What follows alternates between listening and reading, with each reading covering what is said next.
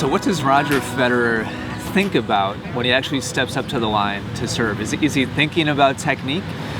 We're going to talk about today. Hey, welcome to this episode of Ask Ian. My name is Ian Westerman. I'm the head pro here at EssentialTennis.com. Today we're answering a question for Carol from Florence, Italy. She wrote and said, what does a pro like Roger Federer, or also someone like you guys who teach, think about when serving a tennis ball? I worked so much on my serve over the years, and when I serve, I'm always thinking about something like keep your racket head up, drop the racket head down, or stay sideways so after contact, etc.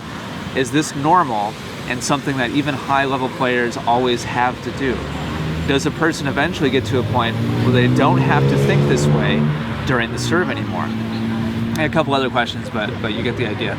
So, Carol, the short answer is Roger Federer and other really, really high-level, world-class performers like him are thinking about as little as possible. And that's actually kind of the point. When you get to that level of expertise and that level of execution, millions of different things are just happening beneath the surface without him even having to be aware of it. And that's actually the point of mastering something like tennis, a skill that's very nuanced, that has a lot of intricacies to it.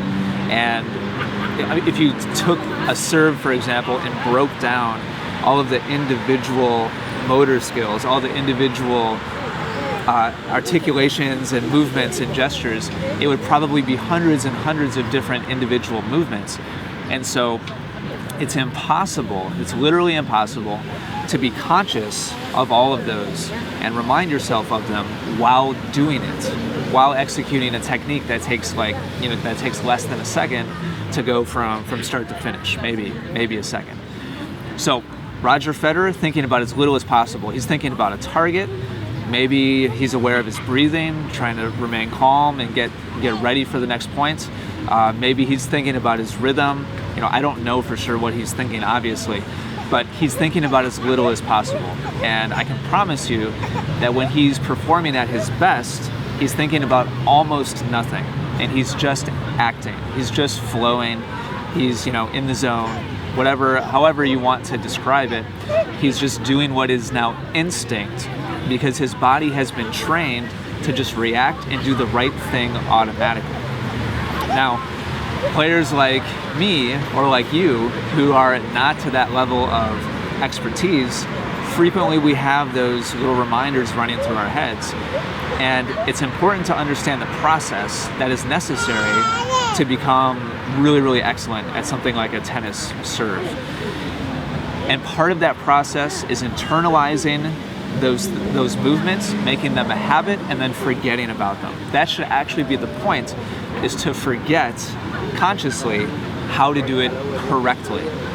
And that only happens through a lot of repetition, purposefully focused on those improved movements and doing them enough times that you can just forget it and just do it because it's second nature, it's automatic, and it's just a habit.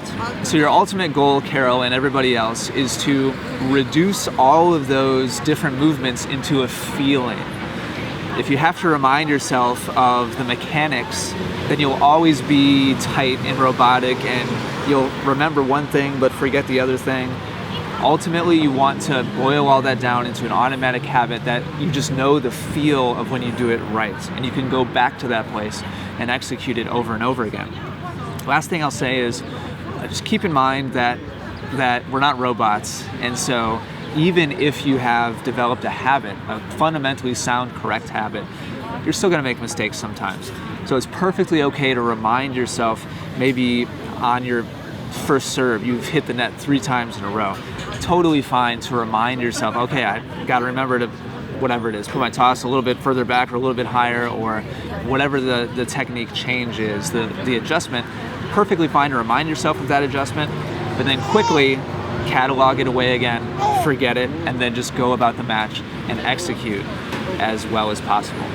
Hopefully that's helpful to you.